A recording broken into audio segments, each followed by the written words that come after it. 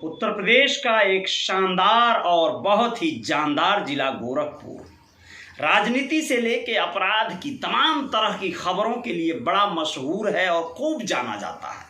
गोरखपुर की खबर जब तक न हो तब तक खबरों की पुष्टि नहीं हो पाती है, क्योंकि वैसे भी मेरा गृह जनपद है मैं वहीं से आता हूँ, इसलिए मुझे वहाँ में कुछ विशेष रुचि है। नमस्ते, मैं हूं Ajay Sahni, star real reporter news के अपने पेज पे पुनः एक बार जय जयकार करने हेतु आप सभी के साथ हूं।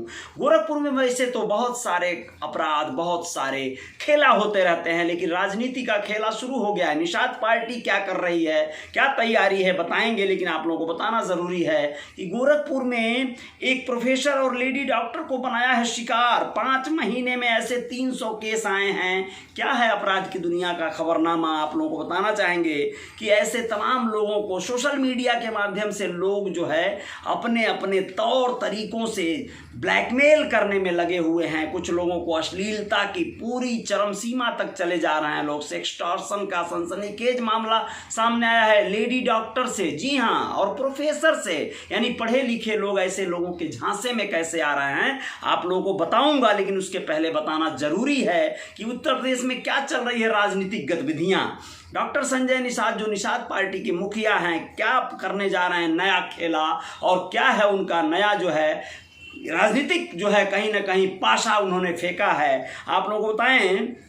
चर्चा है कि संजय निषाद के बेटे श्रवण निषाद को चिल्लू पार से मैदान में उतार सकती है भाजपा पार्टी अब अपना पूरा पैंतरा लगा रही है। जैसे विगत चुनाव में उनके एक सुपुत्र श्री प्रवीण निषाद को सांसद बना दिया भाजपा ने संत कबीर नगर से, वैसे ही इस बार चिल्लू पार विधानसभा से क्या उन्हें विधायक बना पाएगी, जहां पर पंडित हरिशंकर तिवारी जो कि बाहुबली विधायक रह चुके हैं 30 साल चिल्लू पार की सीट पर, वहां पर के बेटे निवर्तमान विधायक थे विनय शंकर त्रिपाठी, और अब उनसे लड़ने के लिए खड़ा कर रही है निषाद पार्टी के मुखिया डॉक्टर संजय निषाद के बेटे श्रवण निषाद को चिल्लू पार विधानसभा से। आगामी विधानसभा चुनाव शुरू होते ही टिकट को लेकर मारामारी शुरू हो गई है। दल बदल खेल के साथ ही टिकटों के बंटवारे को लेकर लगातार असमंजस बढ़ता ही जा रहा है। इस बीच गोरखपुर सदर सीट से मुख्यमंत्री योगी आदित्यनाथ का टिकट फाइनल होते ही, जहां नगर विधायक राधा मोहनदास अग्रवाल चुनावी मैदान में बीजेपी से बाहर नजर आ रहे हैं, वहीं दूसरी ओर गोरखपुर ग्रामीण विधानसभा सीट को लेकर मारामारी जोरों पर शुरू हो गई है। दोस्तों, निषाद पार्टी के राष्ट्रीय अध्यक्ष संजय निषाद अपने बेटे श्रवण निषाद जहां गोरखपुर ग्रामीण सीट से टिकट मांग रहे हैं, वहीं राजनीतिक पंडितों का दावा है कि बीजेपी उन्हें इस बार भी लोकसभा चुनाव की तर्ज पर हरिशंकर तिवारी के खिलाफ मैदान में खड़ा करेगी। यानी कि बीजेपी संजय निषाद के बेटे श्रवण निषाद को चिल्लू पार सीट से हरिशंकर तिवारी के बेटे विनय शंकर तिवारी के सामने मैदान में उतार सकती है। भाजपा के टिकट पर होंगे वो, यानी अब सोचिए, जो भी होता रहा है विगत वर्षों में जो रिकॉर्ड रहा है वो ऐसा ही रहा है। गठबंधन भी इसे कह सकते हैं आप, निषाद पार्टी का समर्थन कहिए पार्टी को, और इस तरह से करके कवायद चलेगी। यहाँ पर डॉक्टर संजय निषाद जी के लिए जरूरी है कि वो अपने बेटे को विधायक बनाएं, जैसे एक बेटे को सांसद बनाया, और ये बहुत उनके लिए अहम है, जरूरी है, क्योंकि वो इसी मकसद को साधने के लिए कहीं ना कहीं भारतीय जनता पार्टी से समन्वय बनाए हुए हैं। ये बड़ी अच्छी बात है, होना भी चाहिए। ये चीजें हो रही हैं तो लोग इससे सहमत हैं। समाज का एक बड़ा तबका दुखी भी है कि वो अपने स्वार्थ में कहीं ना कहीं सारे मुद्दों को भूल जा रहे हैं, भाजपा से तारतम्य बना रहे हैं। आरक्षण की मांग चल रही थी, आरक्षण नहीं तो वोट नहीं, लेकिन अब उनकी ये कवायद कहाँ चली गई। अपने बेटों को टिकट देता देख वो जो है सारे दावे वादे सब भूल गए। कहते थे हम वकील हैं, जज हैं, कौन क्या क्या उपाधि देते थे, लेकिन सब खत्म। दरअसल इससे पहले भी 2019 के लोकसभा चुनाव में बीजेपी ने निषाद पार्टी के गठबंधन कर संजय निषाद के बेटे प्रवीण निषाद को संत कबीर नगर सीट से पंडित हरिशंकर तिवारी के बड़े बेटे भीष्म शंकर तिवारी उर्फ कुशल तिवारी के खिलाफ मैदान में उतारा था, जिसका नतीजा यह हुआ था कि लगातार कई बार से सांसद रहे कुशल तिवारी को निषाद पार्टी के वोट बैंक के सामने हार का सामना करना पड़ा था। ऐसे में माना जा रहा है कि इस बार भी चिल्लू पार की सीट को बचाने के लिए बीजेपी निषाद पार्टी को ही तिवारी परिवार के सामने खड़ा कर सकती है, क्योंकि इस सीट पर बसपा से विधायक रहे विनय शंकर तिवारी इस बार यहां से सपा के उम्मीदवार उम्मीदवार हैं। सपा में जल्द ही उन्होंने शामिल हुए हैं। इसके पहले बसपा से वो विधायक थे, आप लोगों को भली बात पता होगा। तो बसपा का जो खेमा है वो भी कहीं ना कहीं थोड़ा सा उनसे रुष्ट रहेगा और सपा से जो है उनको टिकट मिला है तो सपा के सीट पर वो लड़ेंगे चुनाव। दरअसल बीजेपी से गठबंधन के बाद से ही निषाद पार्टी के अध्यक्ष डॉक्टर संजय निषाद अपने बेटे श्रवण के लिए गोरखपुर ग्रामीण सीट से टिकट मांग रहे थे, जबकि बीजेपी की ओर से उन्हें चिल्लूपार सीट से टिकट का ऑफर दिया गया है। वहीं राजनीतिक पंडितों का मानना है कि 2017 में सीएम योगी आदित्यनाथ के मुख्यमंत्री बनने के बाद गोरखपुर लोकसभा सदर सीट पर निषाद पार्टी के सामने बीजेपी को योगी आदित्यनाथ की अपनी ही सीट पर हार का सामना करना पड़ा था।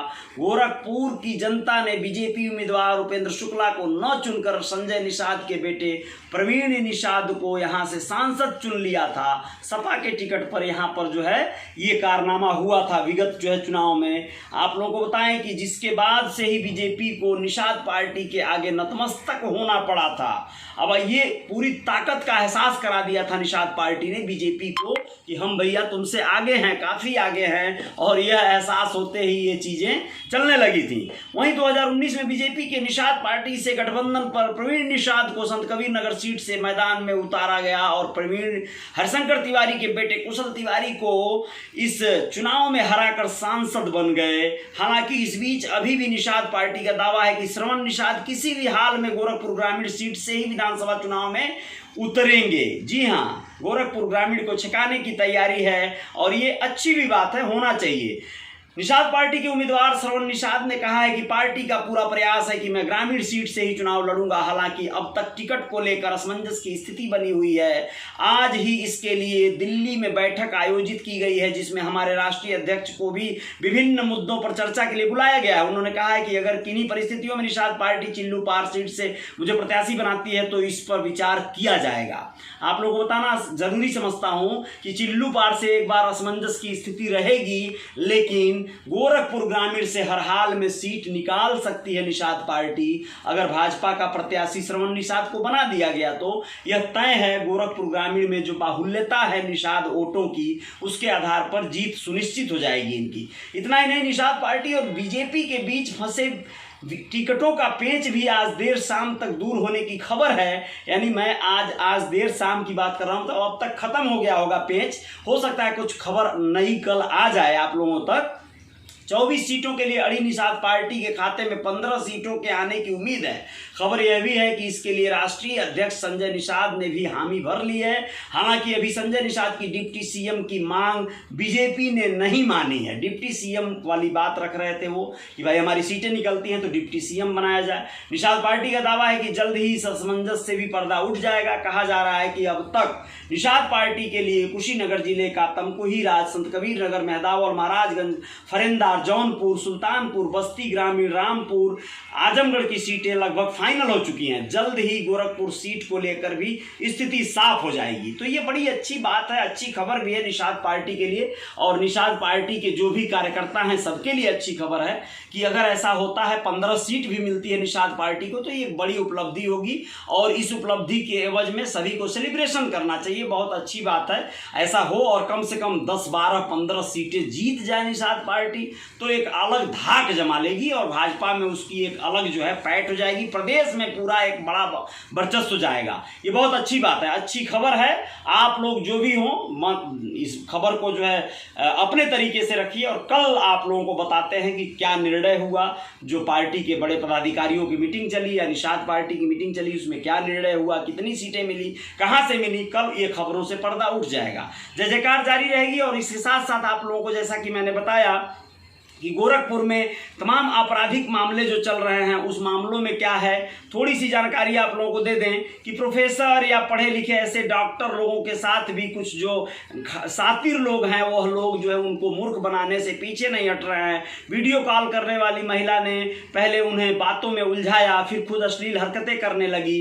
इस तरह के तमाम महिलाएं हैं जो फ़ोन पर इन लोगों को चकमा दे रहे हैं और ब्लैकमेलिंग का स्क्रीनशॉट वगैरह लेकर स्क्रीन रिकॉर्डर बनाकर इन लोगों के साथ जो है पैसा वसूली का फोन कर रहे हैं लोग और वीडियो स्क्रीनशॉट वगैरह भेज रहे हैं, वीडियो वायरल करने की धमकी दे रहे हैं। लाखों रुपए वसूल कर चुके हैं लोग। परेशान होकर प्रोफेसर और डॉक्टर ने साइबर पुलिस को शिकायत दर्ज की थी। गोरखपुर साइबर सेल के अनुसार बीते 5 महीने में ऐसे 300 केस सामने आ चुके हैं, जिसमें तमाम ऐसे रसूखदार लोगों को शिकार बनाया गया है और ऐसे लोगों से वसूली किया गया है जमकर। साइबर सेल के अनुसार ये जालसाज सोशल साइट फेसबुक आदि पर पहले प्रोफाइल देख लेते हैं, उनके दोस्त या परिचित के नाम से वीडियो कॉल करते हैं। जैसे ही सामने वाला फ़ोन उठाता है, इधर से अश्लील हरकतें शुरू कर देते हैं और उसका स्क्रीन रिकॉर्डर भी शुरू कर देते हैं, जिससे कि आपको लगे कि यह जानबूझकर सामने वाला इनसे चैटिंग कर रहा था।